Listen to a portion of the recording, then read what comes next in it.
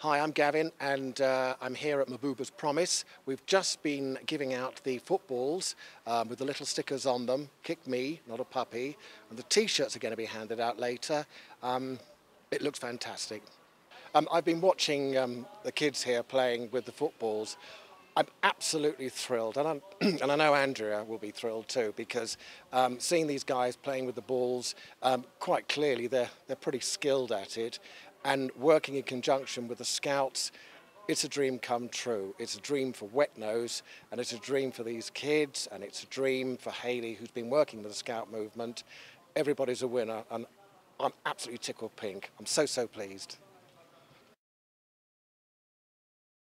I'm with Jenny Seagrove, who's been with a Wetnose supporter for quite some time, and we're absolutely delighted that you could find the time to come along and see us today, Jenny. How are things with you? Fantastic.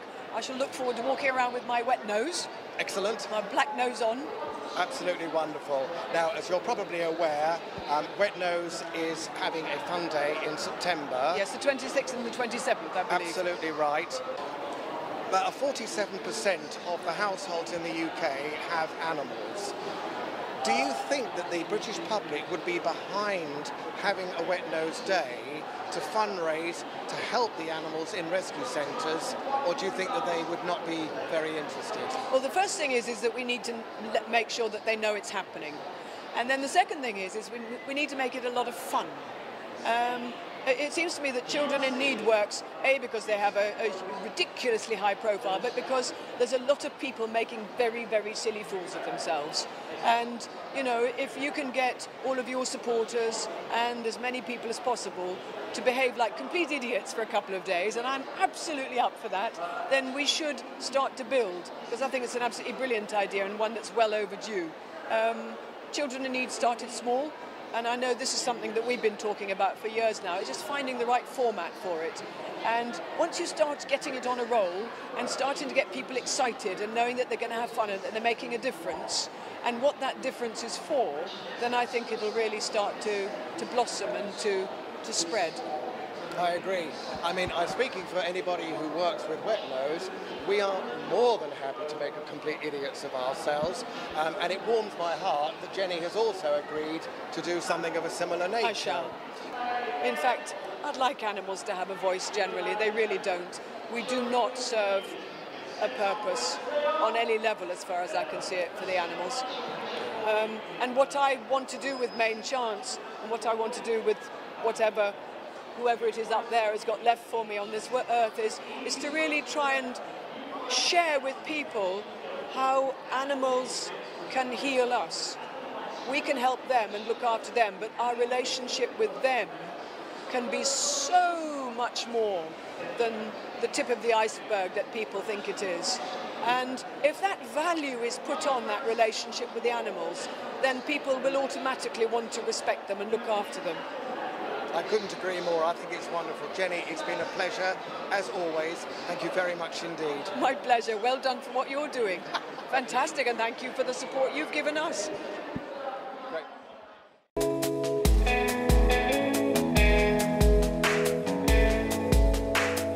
Wetnose Animal Aid with the Norton Animal Rescue and the Canine Angels, myself, Saffron Republica and Lorraine Chase are out here to highlight the problem of stray dogs in the last few years. Some that have been beaten, been shot, been run over on purpose, been tortured, who faces have been destroyed by people attacking them with metal bars. There's a feeling that the government in some way is making money out of the situation and so keeping it going. And though we've discovered, yes, there's a lot of truth in these stories, this isn't the land of the cruel. There are some wonderful people doing stalwart work, many out of their own pockets, all of them with their hearts. Yes.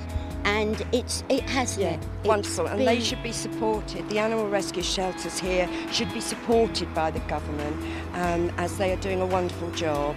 And we hope that our trip here will help to raise awareness and highlight what's happening and gain support in the UK and beyond. We've just spent a most extraordinary afternoon at this newly converted building, which has been run by Joanna, here deep in the countryside in Tintava. Wetnose has been to many rescue centres around the world, and this particular shelter has been the most peaceful and glorious place for the dogs of Romania. Some of the dogs we've seen here today have had a terrible time over the last few days, where they have been shunted from pillar to post, going from one rescue centre into the state, what would be considered almost a penitentiary, and then out again, all due to the ridiculous laws that are currently in Romania. Wetnose has been so impressed with the work that Joanna has been doing in saving these dogs that we have kick-started a fund. Wetnose has pledged £1,000 sterling to this rescue centre. They have a 10-year lease on this property and they're working very hard. We support this cause totally and would ask you to support as best you can this wonderful work. Thank you very much. Hi, I'm Gavin from Wetnose Animal Aid. And I'm Andrea from Wetnose Animal Aid. Wetnose Animal Aid started 14 years ago now, when we ran our own boarding and rescue kennels in Norfolk. We used to take in dogs and strays from all over. We rehomed roughly about 400 dogs a year.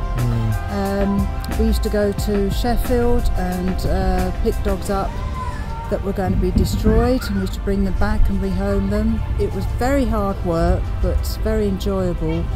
But yeah, we did that for 14 years. The thing about that was, what we learned was that there is an enormous strain on kennel folk and rescue folk, financial and emotional. And 24/7. And 24/7. And when we set Wetnose up, one of the things that we introduced were Wetnose Animal Awards, which was basically to pat the people who rescued animals from all sorts of different situations, so that they will recognise they will be the smaller independent rescue places rather than the bigger, better known places. And we did that for 4 years. Yeah, and we got a lot of well-known faces coming along, and a lot of well-known actors and actresses and people known in the animal welfare environment. And it was a huge, huge success. People would, the recipients would receive money, and they get recognition. And thanks to the awards and all that went on with the awards, they got a lot more recognition locally on radio and in the newspapers. And we also do field trips to various rescue centres around the world to see and help promote and support these places.